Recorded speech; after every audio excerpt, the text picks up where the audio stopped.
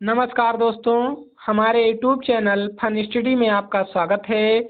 आज की वीडियोज में लेकर के आए हैं हम हिंदी साहित्य का इतिहास का पूर्व मध्यकाल अर्थात जिसे हम भक्तिकाल के नाम से जानते हैं। उससे पूछे जाने वाले क्वेश्चन हम बताएंगे, आपको पूरा डिटेल समझाएंगे। अगर उसमें कोई भी दिक्कत होती है तो उसका समाधान भी कराएंगे। इससे पहले आप लोग जो भी सामाजिक विषय वाले बच्चे हैं वो भूगोल विकास सर जी द्वारा पढ़ाया जा रहा है, उसको जा करके ज़रूर देखिएगा। अगर कोई दिक्कत होती है तो कमेंट बॉक्स में कमेंट ज़रूर करिएगा। फिर हम आगे चलते हैं।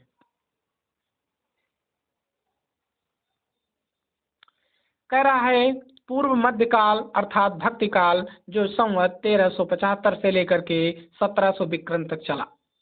भक्ति शब्द की उत्पत्ति जो है, भक्ति शब्द की उत्पत्ति किससे हुई है? भज धातु से हुई है।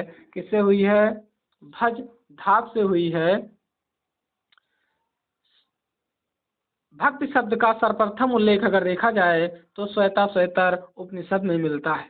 ये क्वेश्चन पूछा भी जा चुका है पीसीएस की एग्जाम में कि भक्ति शब्द का सर्वप्रथम उल्लेख श्वेता श्वेतर उपनिषद में मिला है। भक्ति सूत्र के आदि प्रणेता नारद मुनि हैं। ये भी क्वेश्चन परीक्षाओं में पूछा जा चुका है। हिंदी साहित्य में भक्ति आंदोलन का प्रारंभ दक्षिण भारत के आलवर भक्तों की परंपरा से हुआ।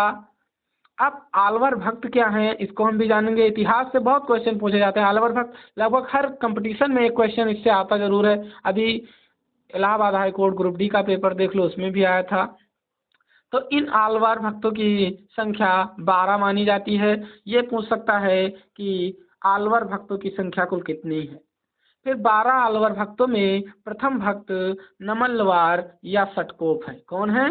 सटकोप या नमल्लवार। जबकि महिला भक्तों में अंडाल का नाम प्रमुख है। महिला अगर भक्त देखा जाए तो अंडाल हैं, जिन्हें दक्षिण भारत की मीरा कहा जाता है। अब ये क्वेश्चन बहुत पूछा जा चुका है कि दक्षिण भारत की मीरा किसे कहा जाता है। तो दक्षिण भारत की मीरा अंडाल को। आधुनिक युग की मीरा किसे कहा जाता है? आप लोग कमेंट बॉक्स में जरूर बताइए कि आधुनिक युग की मीरा किसे कहा जाता है। फिर कह रहा है 12 आलवार भक्त संतों के नाम। 12 कौन कौन से संत हैं उनको हम अच्छे से जानेंगे। तो नंबर 1 पर तो वही है हमारे सटकोप अर्थात नमल्लवार। दूसरे पर भूत योगी। तीसरे पर हैं महद योगी या भ्रांत योगी। चौथे पर हैं भक्तिसार। पांचवें पर हैं सरा योगी। 6 पर हैं मधुर कवि। 7 पर हैं कुलशेखर। 8 पर हैं विष्णुचरित। 9 पर हैं गोदा भक्तिन और जिन्हें तमिल नाम अंडाल भी जानते हैं। फिर है भक्तानुधरेणु और 11 नंबर पर मुनिवाहन और 12 नंबर पर परकाल। फिर कह रहा भक्त के आद्याचार्य रामानुज माने जाते हैं। अगर ये क्वेश्चन आपको ना दिखे परीक्षा में तो बता देना। भक्त के आचार्य कौन माने गए हैं? रामानुज माने गए हैं। अब हमारे मध्यकाल को अर्थात पूर्व मध्यकाल जिसे भक्तिकाल जानते हैं, इसको 2 पार्ट में डिवाइड कर दिया गया। फिर कह रहा है ग्रियर्सन महोदय ने भक्तिकाल को हिंदी साहित्य का स्वर्णकाल कहा। तो ये क्वेश्चन भी परीक्षा में आपको दिखेगा कि हिंदी साहित्य को स्वर्णकाल की संज्ञा किसने दी? तो ग्रियर्सन महोदय ने। स्वर्णकाल और स्वर्ण युग में अंतर है, ये ध्यान रखना। ये ध्यान रखना कि स्वर्णकाल ग्रियर्सन महोदय ने कहा है, स्वर्ण युग रामचंद्र शुक्ल ने कहा है। तो आचार्य रामचंद्र शुक्ल ने पूर्व मध्य को भक्तिकाल कहा। यह क्वेश्चन बहुत पूछा गया है कि पूर्व मध्यकाल को भक्तिकाल किसने कहा है? तो हमारे रामचंद्र शुक्ल जी ने कहा है। आचार्य रामचंद्र शुक्ल ने भक्तिकाल को स्वर्ण युग कहा। फिर भक्तिकाल को 2 भागों में विभाजित किया गया। नंबर 1 सगुण काव्य धारा। नंबर 2 निर्गुण काव्य धारा।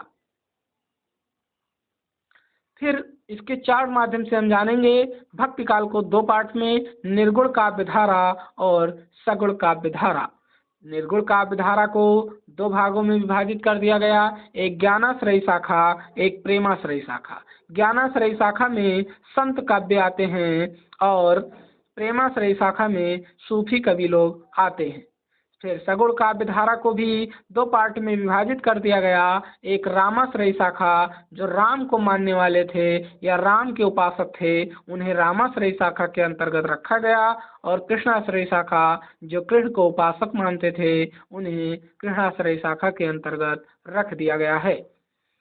अब कह रहा है निर्गुण काव्य धारा की विशेषताएं क्या थी, तो ये क्वेश्चन यूपी बोर्ड में आपको 1-2 नंबर को दिखने वाला है।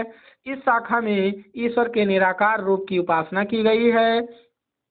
जात प्रथा का विरोध एवं हिंदू मुस्लिम एकता पर विशेष बल दिया गया है, और निर्गुण काव्य धारा को की 2 शाखाएं। ऐसे पूछेगा सगुण काव्य धारा की 2 प्रमुख विशेषताएं बताइए, तो इसमें आप क्या लिखेंगे कि इसमें ईश्वर को स्वरूप मान करके उसकी पूजा की गई है या उसको उसकी उपासना की गई है। इसमें एक विशेष धर्म को मानने वाले कवि आपको मिलेंगे। और अगली क्लास में हम अच्छे से जानेंगे कि निर्गुण काव्य धारा में कौन कवि आते हैं, सगुण काव्य धारा में कौन कौन से कवि आते हैं, इनकी रचनाएं क्या क्या हैं कवियों की, इन क्वेश्चन कहाँ से पूछे जाएंगे आपकी परीक्षा में, वो आपको हम अगली क्लास में आप लोगों से करवाएंगे, आप लोगों को अच्छे से समझाएंगे। अगर आपको कोई दिक्कत होती है तो आप कमेंट बॉक्स में कमेंट जरूर करिए। अगर आपके मन में कोई क्वेश्चन भी है तो उसको भी आप लोग कमेंट जरूर करिए, ताकि हम उसको और अच्छे से आपको एक्सप्लेन करके या उसका पूरा निचोड़ आपको बता सके। धन्यवाद।